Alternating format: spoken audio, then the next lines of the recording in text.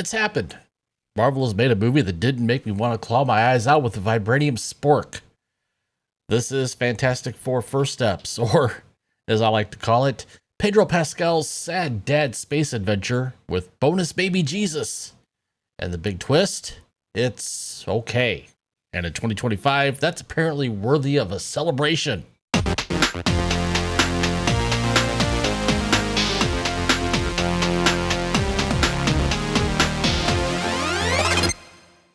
Welcome back to The Critical Nerd, where we dig through the remains of the MCU like archaeologists uncovering ancient cinematic mediocrity. Today's specimen, Fantastic Four First Steps, Marvel's latest attempt at proving they still kinda sorta remember how movies work. This one's got a stretchy dad who makes Tony Stark look like Einstein, a glowing mom with baby-saving powers, a flirty fire bro who decodes alien languages on Duolingo, a rock man with big cardigan energy, and Galactus, who walks into New York like he's picking up takeout. If you think I'm joking, oh, just wait. Marvel's been flopping like Namor in a kiddie pool lately. Captain America Brave New World, tanked. Ironheart, unwatchable. Daredevil, or to be mild, abandoned mid-edit.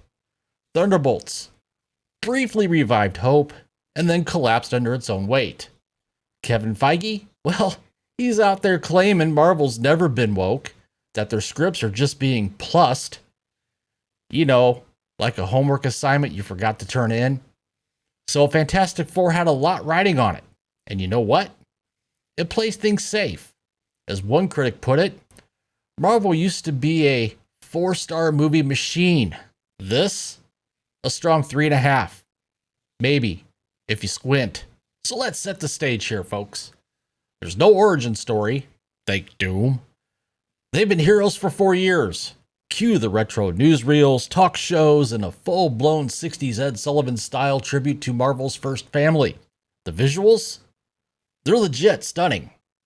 Like, the Jetsons married Andor and hired Wes Anderson. Reed has a chalkboard that curves with his stretchy arms. They wear comfy sweaters to fight intergalactic threats. The spaceship is called the Excelsior, and yes, you'll want the toy. Even the Baxter building has knobs, dials, and charm. It's all tactile. No sterile green screen limbo here. Let's talk about the cast. First, we have Reed Richards, played by Pedro Pascal. Pedro gives us sad mustache dad again, but his performance? Flat. His face never changes. His plans are insane. He's a genius written by people who've never met one. This man decides to teleport Earth to avoid Galactus. That's the bar. Next, we have Sue Storm, played by Vanessa Kirby.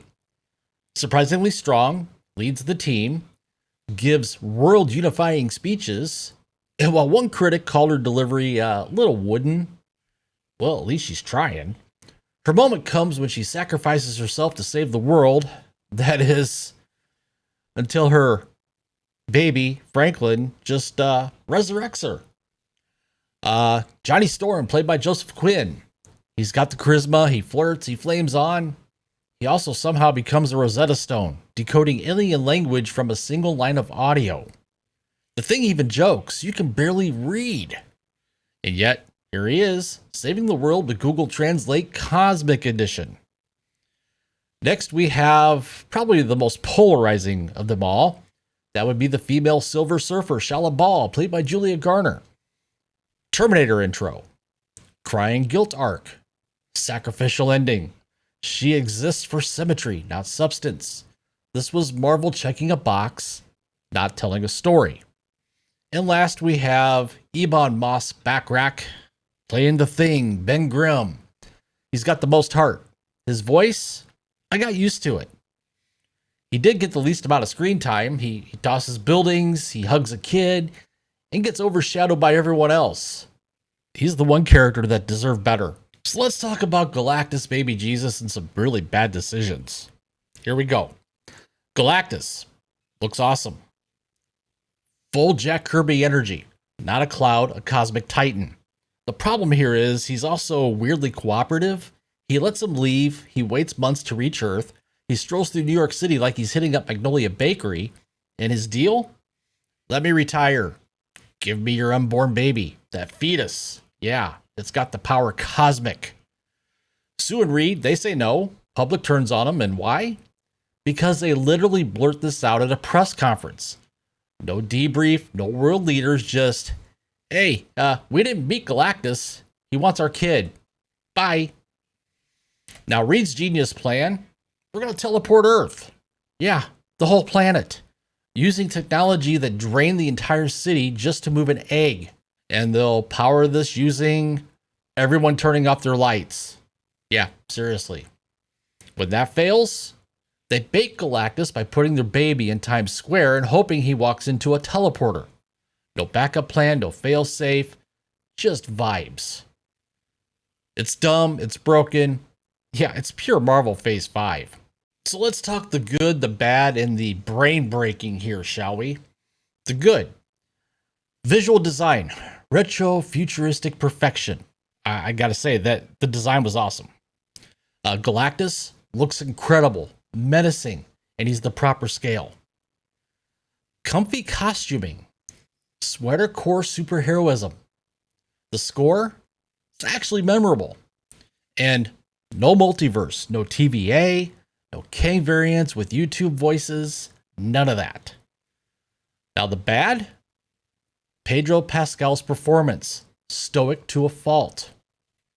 Reed's decisions, galaxy brain stupidity. Remember, Reed Richards is supposed to be the smartest man in the Marvel Universe. Johnny's linguistic miracle, just, nah. Deus Baby Machina. Franklin Richards breaks the universe. And the shiny surfer lady. Flat, forced, and underwritten.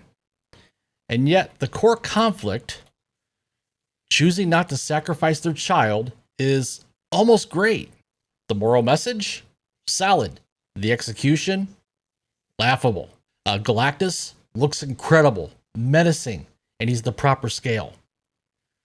Comfy costuming. Sweater core superheroism. The score? It's actually memorable. And no multiverse, no TVA, no Kang variants with YouTube voices, none of that. Now the bad? Pedro Pascal's performance, stoic to a fault. Reed's decisions, galaxy brain stupidity. Remember, Reed Richards is supposed to be the smartest man in the Marvel Universe. So what's my verdict on Fantastic Four First Steps? Well, let me say this one out loud. This is the best Disney Marvel movie of 2025. Which is like being valedictorian of summer school. Congratulations, you showed up. It's better than Brave New World, better than Ironheart, better than Thunderbolts, which says more about Marvel than it does about this movie. But is it great? No, it's not. Now, it would be better with a properly cast Reed Richards. I mean, could have made John Hamm an offer to be Reed Richards. He would have been much better than Pedro. Male Silver Surfer? Calling Norrin Rad? Anyone? Norrin Rad? How about a plot not involving fetal Galactus transfers? Yeah. So my final score? Well, I'm going to give this a 6.5 out of 10. +1 for the visuals. Again, they did Jack Kirby right with how they did this movie visually. -1 for the cosmic baby bait. And a +0.5 for making me want to buy a toy spaceship. Now, still not better than The Incredibles. That's actually the best Fantastic Four movie out there. And still not good enough to matter. So coming up next, we have Deadpool and Wolverine, Marvel's last cry for help. Because when the multiverse burns, you throw Hugh Jackman at it and pray. But for now, Fantastic Four First Steps. It's a movie. It exists. You can watch it, or don't. The universe will continue regardless. Marvel didn't redeem the MCU here. They just cleared the lowest bar imaginable, making something that doesn't immediately collapse in on itself. The smartest man alive made the dumbest plan ever. A baby saved the world, and the Silver Surfer cried. In 2025, that counts as a win. So, thanks for watching, and remember, in a world drowning in content, sometimes the best review is just acknowledging that something happened. The Critical Nerd, out.